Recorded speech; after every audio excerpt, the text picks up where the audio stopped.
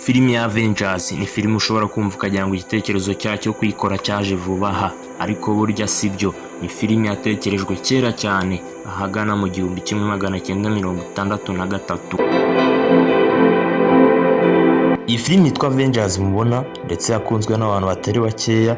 Umugabo mbere yayitekereje yitwaga Stan Lee, naho uwayishushanyije yitwaga Jack Kirby. Aba bagabo babikoze mu 1963. Gusa nubwo byumvishe gutya, abagabo bakomeje kugenda bazana ibitekerezo kwa Avengers, kuko nka Avengers yasohotse 2012, uwayiyoboye akayizana n'igitekerezo cyayo, ndavuga kuyandika, n'umugabo bitaga Joss Whedon.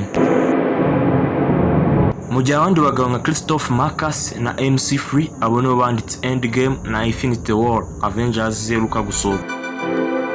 Naho abayiyoboye ubwo ni mu gihe cya shooting cyangwa se mu gihe cy'ikorwa cyayo, ni umugabo witwa Anton Russo ndetse n'undi witwa Joel Russo.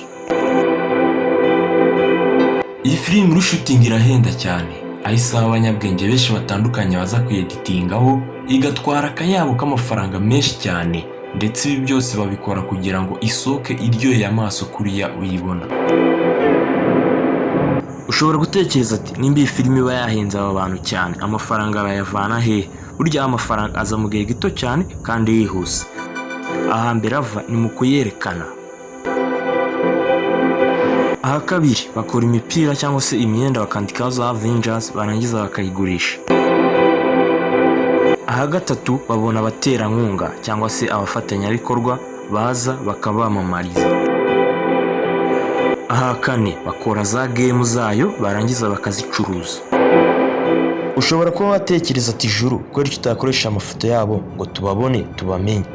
Ndagushimiye cyane, ariko ukwiriye no kumenya iki ngiki: amafoto yabo, amashusho yabo ndetse n'amazina yabo akunze kuba arinzwe cyane ku buryo ibikoresheje bashobora kwita bakorera copyright. Ibyo bikaba byakuviramo ko wahomba imbuga nkoranyambaga zawe. Ndabashimiye cyane, abahisemo